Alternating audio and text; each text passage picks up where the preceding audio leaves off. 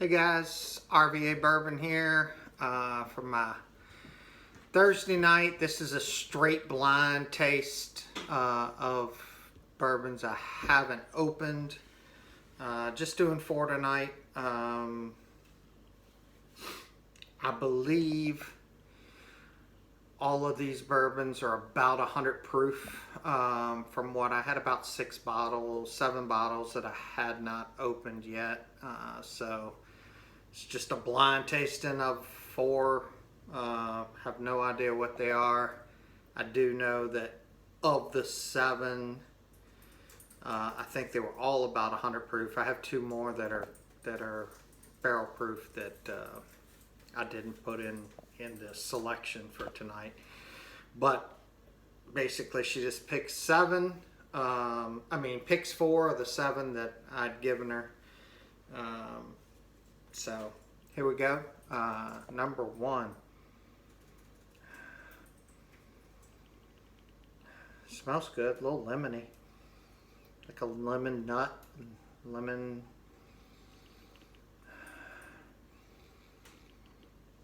Kind of like a,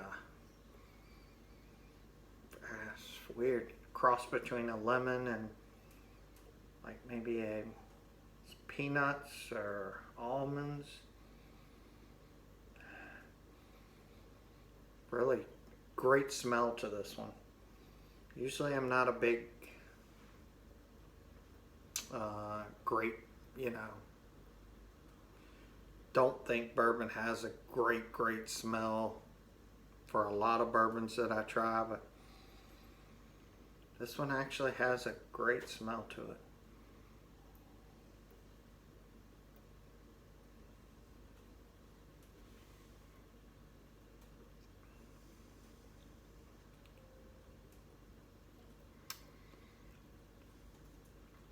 Great smell and a good bourbon. I taste that nutty and that citrus, that lemony citrus in my mouth, all the way down. Back of your mouth is tingling. A little warmth, not overwhelming. I like it.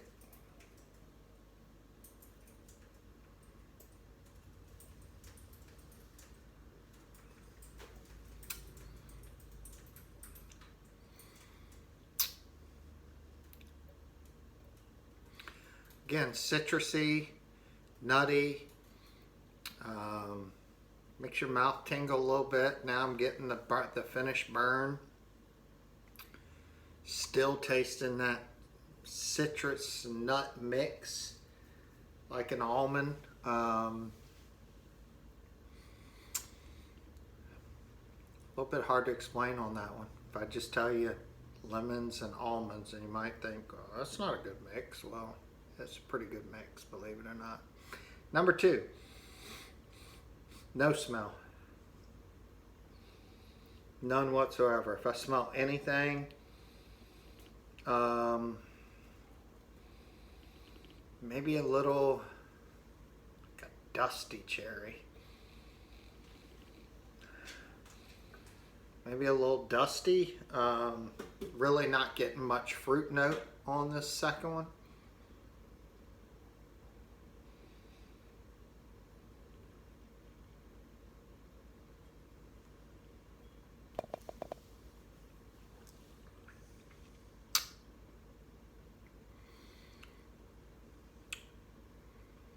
It does have a, there's a note to it, and a taste to it up front, completely up front, because it has no back end at all. But there's a good upfront taste to this. I'm still not getting any smell.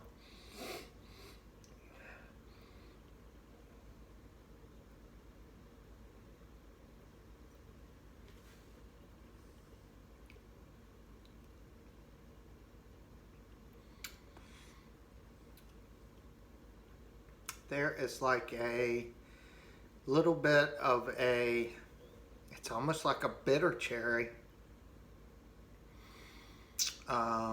I'll be interested to see what I think of when this comes back through, because the thought that comes to mind is a little bit of a cherry Robitussin. It's got a little bit of a medicine-y taste to it. So I'll be interested to see what that tastes like coming back through.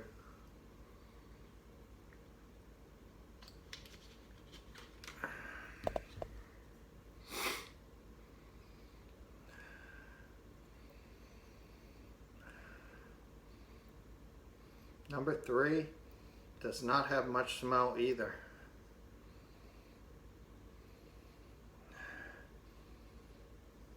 Maybe even a little bit of a medicine note to this one.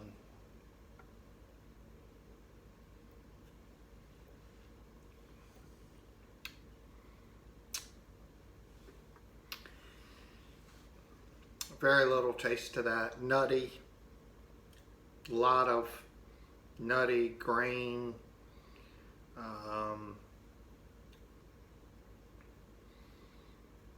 Rye, barley. Just taste the grains in that. Not like a sweet corn, but like a rye barley grain to this.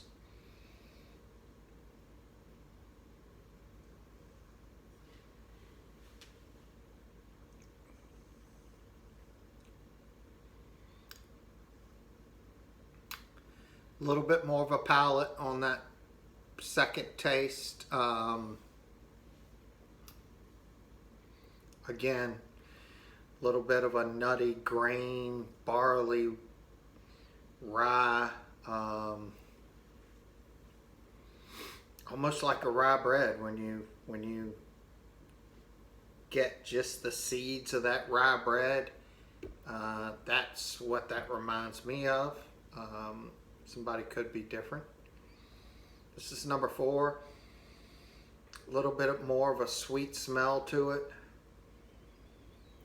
Almost like a gingerbread comes to mind, but not like a strong gingerbread.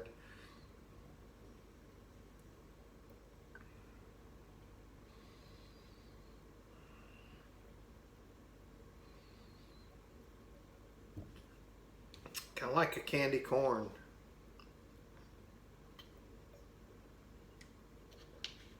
A candy corn is kind of what this smells like.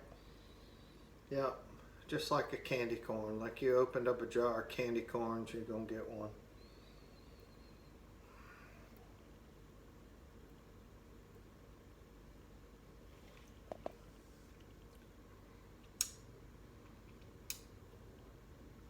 And tastes like a candy corn.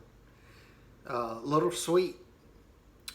Not overpowering sweet, but a little sweet.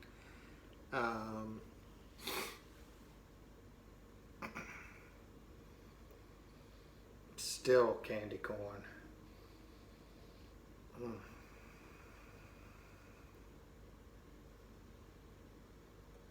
All right, I'm going to go back through. Try to keep this short.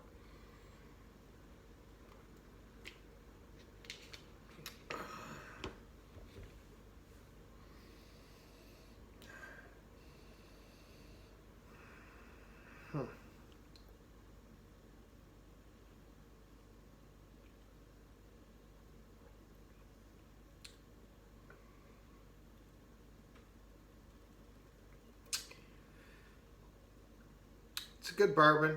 Not a lot of, it's got a lot of upfront candy corn and then not a lot of back end, much at all.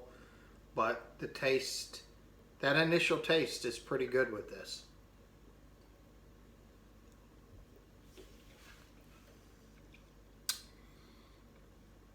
Pretty good. That was number 4, going back through.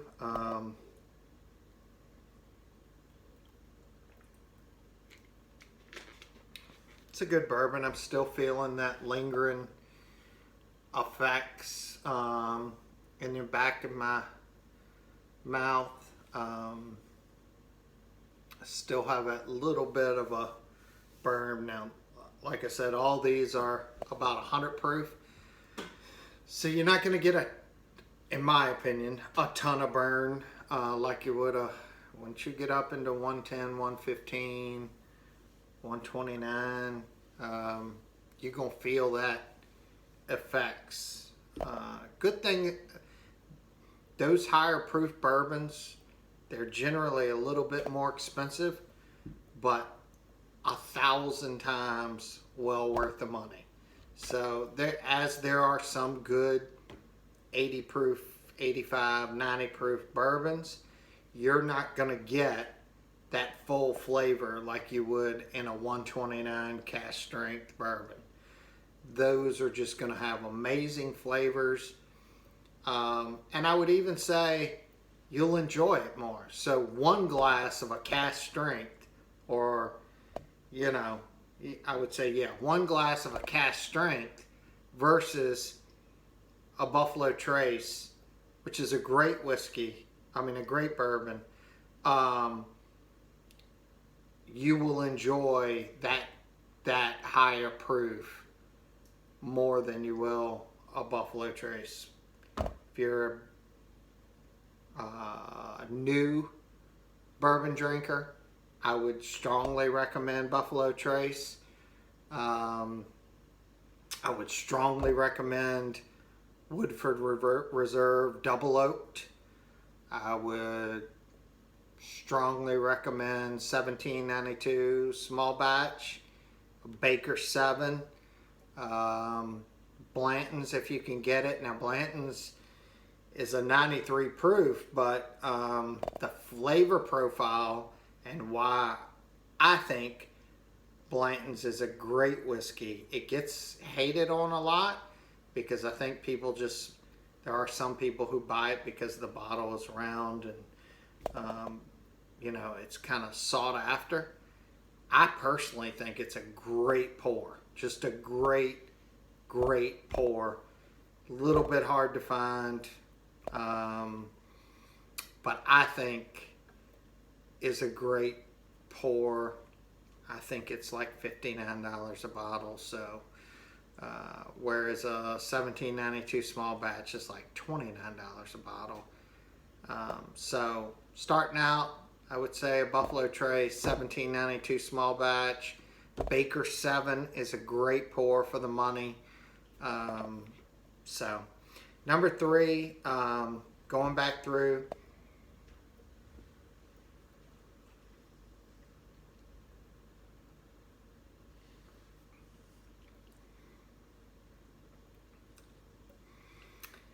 Just not a ton of taste there for me.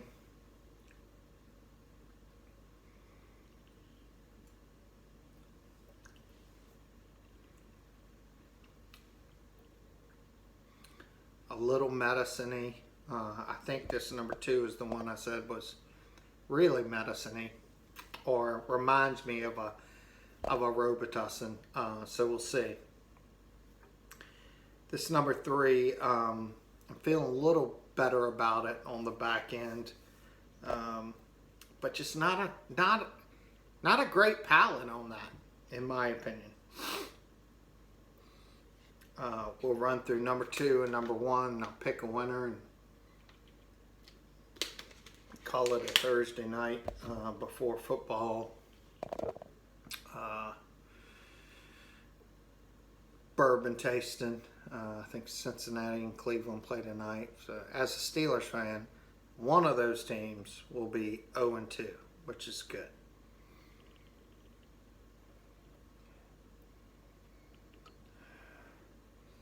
Now that this is opened up, the nuttiness of this is like,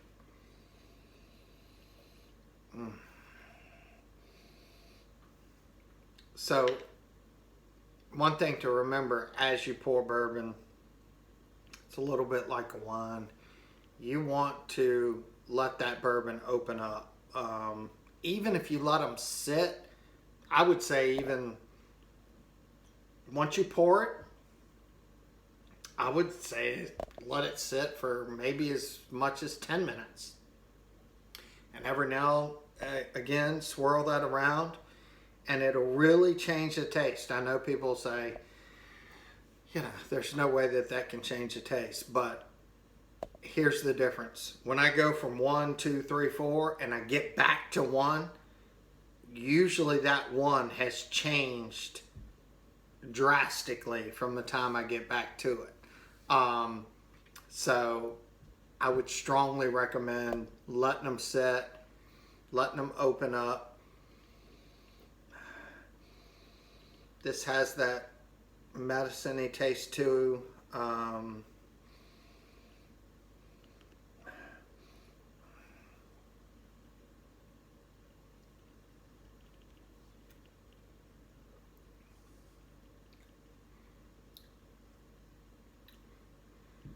It's just not there for me. So 2 and 3 are not there.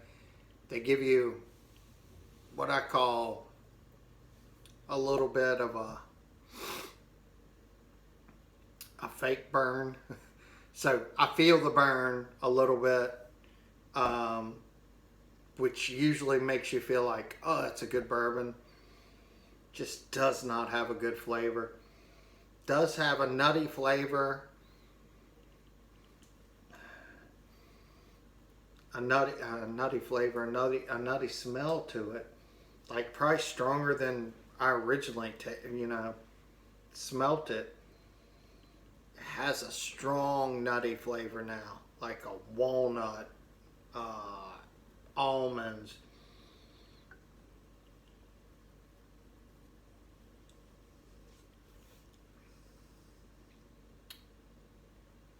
Strong nutty flavor now.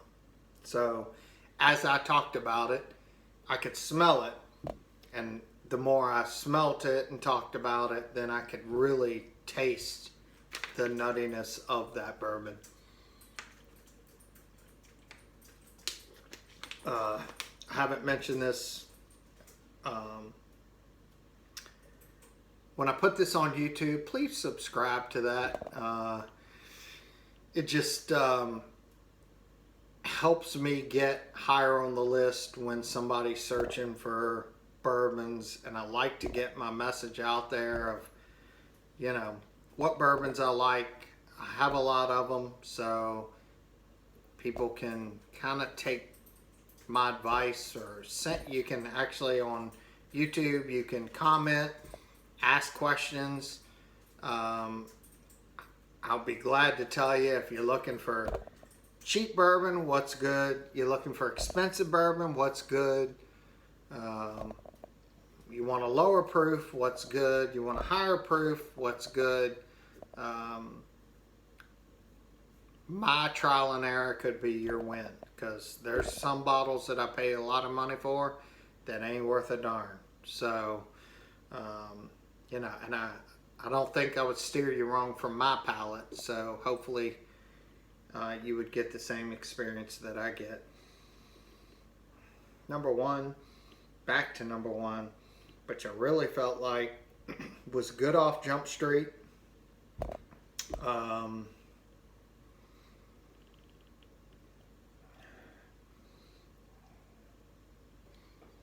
Still getting that citrus to it, like a lemon citrus. So you hear me talk about chocolate and,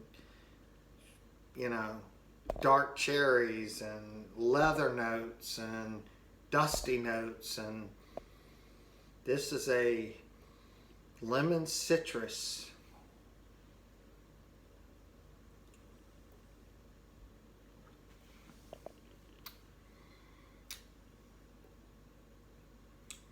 A lemon citrus and a good bourbon.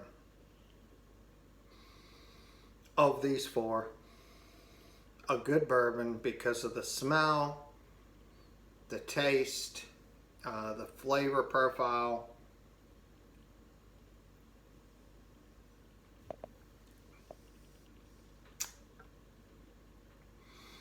To be honest, none of these blew me away. None of these I'm gonna say, oh my God, that is amazing. I'm gonna talk about it a lot in this lineup. So as my videos progress, you'll see I will begin to take the winners of my videos and put them in a lineup. So, and the last place bourbons in a video, and one of those has to at least rise up to, you know, a bourbon of the day, if you want to call it that.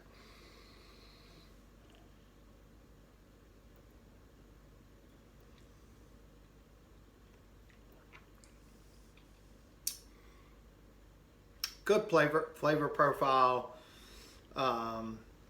Has actually a little bit of heat right there. That's actually going to be my first place. This was going to be my second place. Second and third, I really didn't. It was really hard between third and fourth place. But I am going to put third as my last place, because I feel like it just did not have a lot of flavor profile. So my fourth place, I don't have my glasses.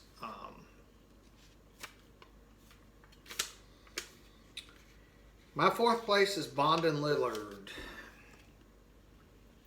which is sad because this bottle right here, which is only a half bottle, 3.75 milliliters.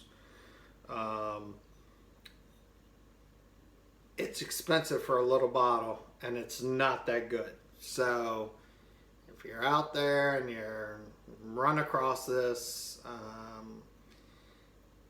don't spend the money for it. It's average at best, and I'm not sure I would give it an average. I would say this is a C whiskey or bourbon, in my opinion. And for the money, that's probably why I would give it a C, maybe even a C minus, because for the money you pay for this, you can get a 750 for much cheaper and much better bourbon than this. So that's my fourth place, Bond and Lillard. So I have a feeling this second place, which is the sister to that, is actually going to be... Nope, I was wrong. All right, so my second is, and everybody seems to love it, is Early Times. It's actually, I don't think I've ever seen it in Virginia. It's Early Times Bottled in Bond. So you can find Early Times, which is generally a cheap whiskey, like an Evan Williams, Kentucky Gentleman. Kentucky Gentleman's a whiskey. Evan Williams is a bourbon. Early Times is a bourbon. A lot of people love this. For the money, I think this bottle, if you can find it, is about $20, $25. Everybody seems to love it. You hear about people raving about it. I gave you my blind tasting. I feel like it was average, but that's an average price. This at 25 was better than this smaller bottle at 50. So this you cannot find in Virginia. You have to actually get it shipped in. It's a bottled in bond product. So, which basically, when you're bottled in bond, it basically means you have the same, it's made in the same distillery, the same master distiller. I believe there is some type of government interaction to where they watch, you know, what's going on with it. It has to come out of the same building, blah, blah, blah. All right. So, my third place is, this is an Old Fitz. Now, Old Fitz makes a 6-year, They make a 9-year, a 12-year, and a 15-year. Um, I got this. This is a 6-year. I'd never seen the 6-year before. I see the 9-year. The 9-year is very, I wouldn't say very expensive. It's $100 a bottle. This is a 6-year. So I wanted to try it. It was good for the money. You won't find this in Virginia as well. You can find Old Fitzgerald 9 right now, but you have to hunt for it, and they allocate usually 3 or maybe 6 bottles per Virginia ABC, probably not even, usually 3. And it was out, the 9-year was out this week and last week, and then it'll be gone. This is a 6-year. You don't see this bottle, you don't see this very often. It was good. So my number one is going to be, no surprise, it's a Heaven Hill product. And this you cannot find in Virginia either.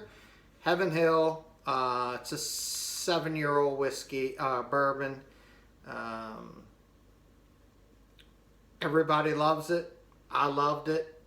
I wouldn't say it knocked my socks off, but for the money, this is, again, I think all these bottles are, other than the Bond and Lillard, which is basically 50 bottles for $50 for half this bottle. This, I think you can find for about $50 out of state. That's what I paid for this and had it shipped in. It's probably, actually, if you went somewhere, it's probably a little cheaper than that. Heaven Hill products are great. Everybody says they're great. I had not tried this before tonight. I enjoyed it. Did it knock my socks off? No. Was it better than the other 3? Absolutely. So I would recommend this. I will be anxious to put this in another tasting at some point, to see how it does against some other bourbons, especially since this finished first. And I'll put this in with the first place category and do tastings with those. But anyway, hope you enjoyed it on a Thursday rainy night here in Virginia. Remember, RVA Bourbon on YouTube, and just subscribe. It just helps people learn more about bourbon. And I enjoy it. I enjoy tasting. People call me, text me, you know, hey, what do you think about this? What do you think about that? I love educating. So hope y'all have a good night. Thanks.